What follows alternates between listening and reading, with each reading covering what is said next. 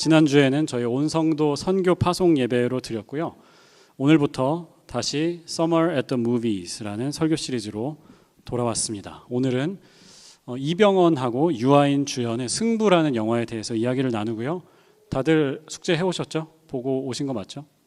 그렇죠? 네, 감사합니다. 다음 주에는 그 The Intern이라는 영화, 앤 해서웨이하고 나오는 그 영화를 가지고 또 이야기를 나눕니다. 이번 주에는 꼭 숙제를 하시면 좋겠고요. 이 영화가 한 2년 전인가 3년 전에 원래 제작이 되었더라고요. 그런데 중간에 유아인 씨가 사고를 치면서 개봉을 못했다가 어렵게 몇 년 뒤에 다시 개봉을 했다고 해요. 제가 연애 상담을 많이 해왔습니다. 부부 상담도 또 하고 하는데 우리 남자 형제들이 많이 묻는 질문 중에 하나가 뭐냐면 첫 번째 데이트에 뭘 하는 게 좋냐라는 질문을 많이 해요. 고민을 하는 거죠. 저는 영화 보라고 이야기해 줍니다. 밥을 같이 먹고 영화를 같이 보는 거죠. 왜냐하면 처음 만났잖아요. 이제 소개팅 같은 자리에서는 무슨 얘기를 해야 될지 이게 참 어렵습니다. 상대방이 좋아하는 것도 모르고 어떤 스타일인지도 모르고 그래서 이상한 질문을 하다 보면 스텝이 꼬이면서 황당한 길로 가는 수가 있어요. 그렇죠? 근데 영화를 같이 한 편을 보면 공감대가 생겨요. 같이 이렇게 이야기할 수 있는 이야기거리가 생깁니다. 그렇게 되면 말도 좀 풀리고 상대방도 알게 되고 좀 탐색전을 이제 할 수 있게 되는 거죠. 영화 설교 시리즈도 마찬가지입니다. 여러분 부부이신 분들은 집에 가시면서 설교 이야기를 하신다고 제가 가끔씩 듣습니다. 가끔씩 7월 한 달 동안은 집에 가시면서 영화 이야기도 해보세요. 혹은 교회 오시면서 나는 이 영화의 이런 부분이 좋았다. 혹은 승부나 뭐 쿵푸 팬더나 인턴이 아니어도 좋아요. 내가 봤던 그 영화 K-pop Demon Hunters 이런 영화도 이야기하세요. 서로 이야기하고 좀 공감대도 있고 좋은 거죠. 그래서 이 시리즈를 하는 겁니다. 우리가 하나님하고 조금 더 친밀한 관계에 들어가기 위해서 서로 이야기할 수 있는 이야기거리를 던지기 위해서 하는 거예요. 승부라는 이 영화는 실제 인물을 바탕으로 만들어진 영화인데요. 바둑기사들 조훈현 씨하고 이창호 씨의 이야기입니다. 바둑을 잘 모르시는 분들도 아마 이세돌 구단은 아실 거예요. 그렇죠? 예전에 알파고라는 AI하고 바둑 대결을 했던 게 이세돌 구단입니다. 그때 참패를 했죠. 3번 내리지고 4번째에 한 번 이기고 5번째 판에도 또 졌죠. 그런데 이 이세돌 구단이 83년생이에요. 그러니까 제 세대고 밀레니얼 세대이고요. 그 이전에 바둑을 이끌었던 사람이 이창호 구단 75년생입니다. X세대죠. 그러니까 젠 X였고 그리고 조훈현 씨가 53년생인가요? 그래요. 그러니까 부모 세대를 대표하는 바둑기사였던 거죠. 이들은요. 각 세대를 대표하는 바둑기사들이고요. 한국 바둑을 이끌었던 한국 바둑의 이 힘을 세계에 알렸던 바둑기사들이었어요. 저도 이 영화를 보면서 알았는데요. 조훈현 씨가 이창호 씨를 발굴해서 키웠다는 거죠. 몰랐습니다. 조훈현 씨는 53년생이신데 9살에 프로에 입단했어요. 그리고 10살에 일본으로 유학을 갔고요. 이 조훈현 씨의 바둑 스승이 세고의 겐사쿠라는 일본 장인입니다. 이 영화에서도 그 바둑판을 선물해줬던 그 일본 전통 옷을 입고 나오는 그 사람이 이제 세고의 겐사쿠라는 스승님이죠. 이때까지만 해도요. 바둑을 제대로 배우려면 일본에 가야 한다라는 생각이 있었어요. 한국 바둑은 아직 별로다. 진짜 바둑을 하려면 일본이나 중국으로 유학을 가야 된다라는 얘기를 했습니다. 그런데 그 시절에 조훈현 씨가 이창호를 발굴을 해가지고 자기 집에 데리고 살면서 가르쳤다는 거죠. 우리가 청출어람이라는 말을 쓰는데 제자였던 이창호가 스승을 이깁니다. 조훈현을 아주 어린 나이에 이기고요. 이창호가 데뷔하는 그 해부터 이창호가 뜨는 해고 조훈현은 지는 해가 돼버려요. 응답하라 1988이라는 드라마가 있었습니다. 그때 거기 최택이라는 박보검 씨가 연기했던 그 바둑기사가 있죠. 그 바둑기사의 모티브가 이창호 구단이었어요. 자, 이제 성경 얘기는 도대체 언제 나오느냐 여러분 궁금해하실 수 있을 것 같은데 이 영화에서 제가 제일 재밌게 봤던 부분은 이창호가, 그러니까 유아인이 자기 스승 이병헌 밑에서 자기 목소리를 찾아가는 과정이었습니다. 자기 아버지 뻘이고요. 그리고 이미 한국 바둑 또 세계 바둑을 제패했던 조훈현이에요. 이창호가 넘기 힘든 큰 산이었어요. 게다가 자기 선생님이었어요. 그런데 둘이 스타일이 완전히 달랐습니다. 조훈현 씨는 싸움꾼이었어요. 영화 초반에 이런 대사가 나와요. 유아인에게 이야기해. 어린 유아인에게. 바둑의 본질은 전투야. 공격하는 게 바둑이야. 라고 조훈현은 생각을 했어요. 굉장히 난폭한 스타일이었다고 해요. 예상 외에 수를 막 두고 상대방을 흔들고 약점이 나오면 그 약점을 끝까지 공략해가지고 정말 악소리 못하게 만드는 그런 스타일이었다고 한다면 영화에서도 나왔지만 이창호의 바둑은 수비하는 스타일이었어요. 조금이라도 이점이 있으면 그냥 그 이점을 끝까지 지키는 사람이었어요. 리스크 테이킹 없고요. 실수를 최소화하고 그래서 지지 않는 게 이창호의 바둑이었어요. 이렇게 둘이 다른 스타일인데 게다가 제자라면 스승의 영향을 받을 수밖에 없거든요. 그런데 이창호가 자기 목소리를 찾아가지고 자기 색깔을 찾아서 자기 바둑을 두는 게 너무 멋있었어요. 그리고 이 과정에서 조훈현이 처음에는 막 혼내죠. 야, 이 바둑을 지금 이따위로 두냐고. 아주 공격을 못하다 못해 아주 숨어 들어가는구나, 숨는구나 이렇게 이야기를 하거든요. 무시해요 처음에는. 그런데 나중에는 이창호의 바둑을 인정해줘요. 그래, 너는 너의 색깔이 있구나, 너의 목소리가 있는 거구나, 너의 바둑을 둬야 한다 이렇게 이야기해요.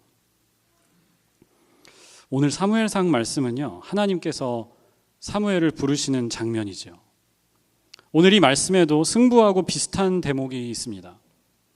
당시에는 제사장들은 가문이 있었어요. 레위 지파, 하나님이 택하신 그 지파 출신만 제사장이 될 수 있었습니다. 그러니까 이게 결국에는 계급화가 됩니다. 클래스가 되는 거죠. 세습되고요. 아들이 다시 대제사장이 되고 그 지파에서 난 사람만 제사장이 되는 거죠. 오늘 말씀에 나오는 이 엘리라는 제사장도, 그러니까 영어로 이제 일라이죠. 일라이 제사장도 레위 지파 출신이었어요. 제사장 가문 출신이었습니다. 하나님은 제사장 가문을 통해서만 이스라엘과 소통하셨고요. 이들만 예배니 절기니 성전의 일을 감당하게 하셨어요. 그런데 오늘 1절이 말씀합니다. 어린 사무엘이 엘리 곁에서 주님을 섬기고 있을 때 그때에는 주님께서 말씀을 해주시는 일이 드물었고 환상도 자주 나타나지 않았다. 제사장이 분명히 있었고요. 실로라는 곳에 예배 처소도 있었습니다. 그런데 하나님의 말씀이 드물었다. 환상이 잘 보이지 않았다. 저는 이 말씀을 두 가지로 읽을 수 있다고 생각합니다. 하나는 그 시대 자체가 그랬다. 말씀이 희귀했다. 들리지 않았다. 환상이 없었다. 라고 할 수도 있고요. 제사장인 엘리의 역할이 부족했다. 라는 이야기로도 읽을 수 있다고 생각합니다. 2절에는 또 이렇게 말씀하지요. 엘리는 이미 눈이 어두워져서 잘 볼 수 없었다. 여기도 똑같지 않습니까? 엘리가 가진 어떤 신체적인 컨디션을 말씀하는 것일 수도 있고요. 아니면 엘리가 눈이 감긴 영적으로 무지한 상태에 있었다라는 뜻도 된다는 거죠. 그리고 우리가 읽지 않았지만 중간에 사무엘에게 하나님의 말씀이 들려옵니다. 하나님께서 사무엘아, 사무엘아 부르세요. 잠자리에 누워있던 사무엘이 깨가지고 제사장님에게 가요. 엘리에게 묻습니다. 저 부르셨어요? 네, 제가 여기에 있습니다. 엘리가 이야기하죠. 난 부른 적 없다. 다시 가서 자라고 하세요. 두 번째 하나님의 말씀이 또 들려옵니다. 사무엘아, 사무엘아. 다시 갑니다. 저 부르신 것 같은데 왜 그러시죠? 제사장이 엘리가 이야기하면 부른 적 없어. 다시 가서 자. 그리고 세 번째로 하나님이 사무엘을 부르십니다. 여러분 캐치하셨습니까? 지금 여기가 굉장히 중요한 대목입니다.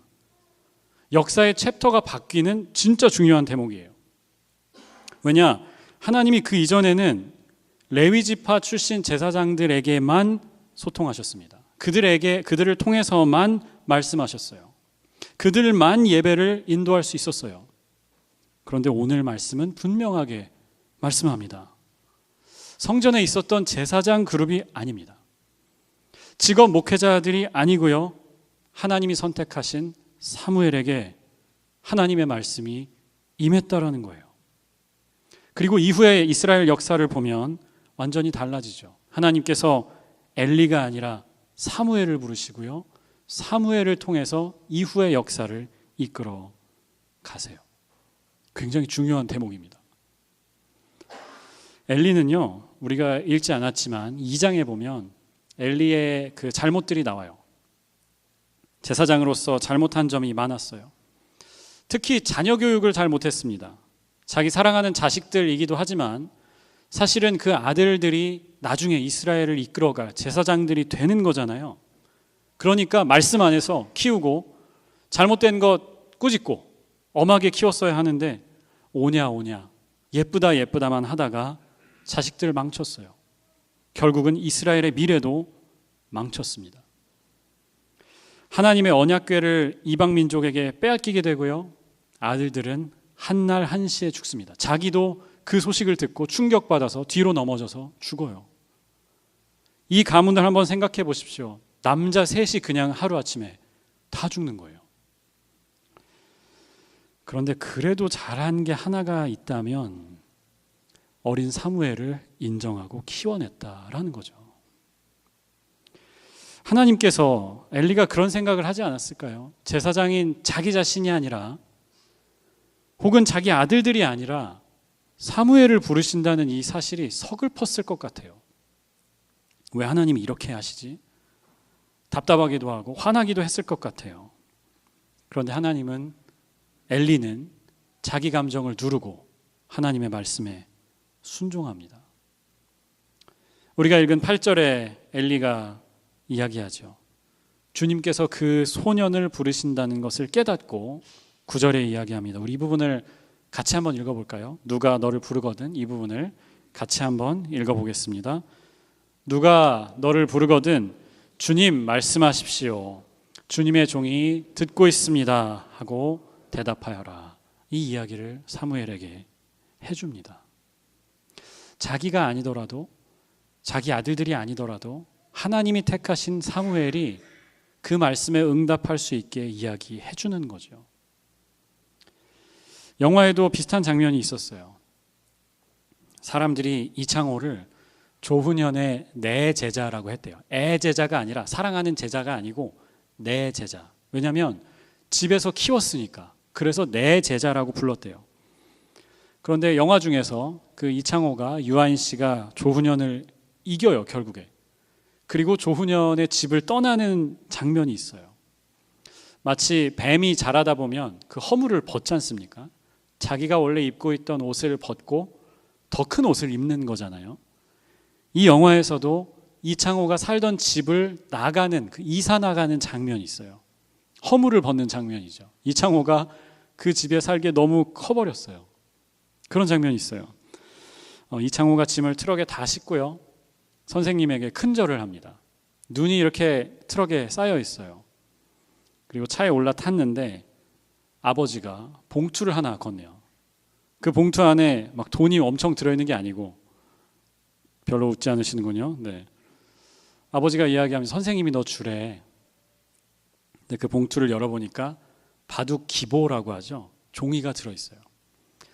기보라고 해서 복귀한다고 하잖아요. 그게 바둑 용어거든요. 사실 리뷰하는 거죠. 그 게임을 누가 언제 몇 수를 뒀고 그거에 대해서 이렇게, 그게 이제 기보입니다. 그 기보가 들어있는데 이창호가 조훈현을 이겼던 그날의 게임 기보가 들어있어요. 그리고 그 기보를 보면서 이창호가 울음을 터뜨려요. 영화 중에 이병헌의 대사 중에 이런 게 있었어요. 선생으로서 항상 내가 자랑스러웠다. 넌 늘 내 자부심이었어 라고 하는 대목이 있어요. 선물로 준 이 기본은 아마 나도 내 바둑을 인정한다. 잘했다. 이제 나를 넘어서 훨훨 날아가라. 이런 뜻이 아니었을까 싶어요. 성경에도 이런 대목들이 있었어요. 축이 옮겨지는 역사의 변곡점들이 있었습니다. 예수님이 나오실 때 사람들이 예수님을 거부하죠. 나사렛 촌놈이 무슨 메시아, 말도 안 된다 라고 했어요. 그런데 하나님은 나사렛 출신 예수님을 그리스도로 메시아로 쓰셨어요. 삼으셨어요. 건축자들이 쓸모없다고 버린 그 돌이 모퉁이의 주춧돌이 된 겁니다. 사무엘이 세우는 이스라엘의 첫 왕 이름이 사울이었습니다. 그런데 사울을 하나님께서 패하시고 다윗을 세우시는데 양치기 소년이에요. 말도 안 되는 거죠. 나이도 어리고 정치 경험도 없습니다. 전쟁을 나가본 적도 없어요. 그런데 그 사람을 하나님이 기름 부어서 세우십니다. 신약 성경의 중요한 이 모티브 중에 하나가 뭐냐면 유대인에서 이방인으로 축이 옮겨지는 겁니다. 이게 중요한 모티브입니다. 하나님의 선택을 받은 유대민족이거든요. 그런데 그 유대민족이 약속대로 주신 메시아를 거절합니다. 받아들이기를 거부해요. 그리고 반대로 이방인들은 그 복음을 열렬히 환영합니다. 회개하고 자기의 삶을 버리고 길을 바꿔서 하나님의 말씀을 받아들입니다. 그래서 복음이 이방인에서 유대인에서 이방인으로 가요. 엄청난 변화예요. 대전환입니다. 하나님은 종종 이렇게 하십니다. 큰 변화를 만들어내세요. 강이 이렇게 흐르던 길이 있는데 길을 따라 흐르지 않고 갑자기 강이 이상한 쪽으로 가요. 길을 바꿔서. 왜 이렇게 하시는가? 저는 하나님께서 누가 주권자인지 확인시켜 주시기 위해서 그런다는 생각을 해봅니다. 제사장은요, 가문에 의해서 결정되어 왔어요. 혈통에 의해서 결정되어 왔어요. 그런데 제사장들이 잊으면 안 됩니다. 이것도 하나님의 선택 때문에 그런 거예요. 자기들이 그 제사장직을 소유하지 않습니다. 가문이 계급이 되면 안 되는 거예요. 겸손한 마음으로 하나님의 은혜에 감사하는 마음이 있어야 돼요. 그런데 엘리의 가문은 그렇게 하지 않았어요. 그래서 하나님이 축을 옮겨버리십니다. 누가 주권자인지 누가 선택한 것인지를 알려주시기 위해서 엘리의 가문에서 사무엘로 옮기십니다. 하나님의 선택이고 하나님의 주권입니다. 유대인도 마찬가지죠. 하나님이 선택하셨지만 그 선택에 합당하지 못하다면, 그 선택을 중시하고 존중할 마음이 없다면 하나님은 촛대를 옮기시겠다는 거예요. 결론으로 이 영화하고 오늘 이 말씀을 제가 종합해 보려고 합니다. 우리 삶에도 이런 순간들이 있어요. 나는 이 길이 맞다고 생각하고 걸어왔는데 그 길이 아닌 거예요. 나는 그 사람하고 만나고 싶었어요. 나는 이 커리어를 갖고 싶었어요. 나는 이 잡을 갖고 싶었어요. 그런데 와보니까 아닌 거예요. 열심히 걸어왔는데 안 되는 거예요. 그 순간에 우리가 굉장히 허무하게 느낍니다. 아, 이거 인생 진짜 별거 없다. 열심히 하는 게 이게 뭔 소용인가 라는 생각을 해요. 분노하고요, 실망하고 좌절하기도 해요. 그런데 바로 그 순간이요, 저는 우리의 진짜 목소리를 찾을 수 있는 순간이기도 하다라는 생각을 합니다. 때로는 내가 원한다고 생각해서 쫓아왔던 목표가 좌절돼서 실패해서 우리가 진짜 원하는 것을 찾기도 하거든요. 영화에서 이 유아인이, 이창호가 스승을 넘어서는 자기 색깔을 찾은 것처럼 우리도 우리 삶에 주시는 소명을 찾아야 합니다. 우리만의 목소리를 찾아야 돼요. 나만의 색깔을 찾아야 합니다. 그리고 오늘 말씀은 그 색깔이 어디에서 오느냐? 하나님께로부터 온다고 증거해 줍니다. 하나님의 음성으로부터. 여러분, 허무한 순간을 혹시 지나고 계십니까? 내가 원하는 것들이 좌절되고 꿈꿔왔던 것들이 혹은 목표가 좀 흐릿해지는 것 같은 시절을 혹시 지나고 계십니까? 하나님의 음성을 구하시기 바랍니다. 하나님의 음성. 그리고 그 음성 안에서 내 색깔을 찾으셔야 합니다. 그 음성이 우리에게 주어질 때 우리가 다른 소리 하지 않았으면 좋겠어요. 하나님, 이게 뭐죠? 이렇게 반응하지 않고 다른 사람이 우리를 부르는 건가? 라고 사무엘처럼 헷갈리지 않고 그 부르시는 음성 앞에 하나님, 제가 여기 있습니다. Here I am, Lord. 제가 듣고 있습니다. Your servant is listening. 주님, 말씀해 주옵소서. 그렇게 말할 수 있는 저와 여러분이 되기를 주님의 이름으로 소망합니다. 기도하겠습니다.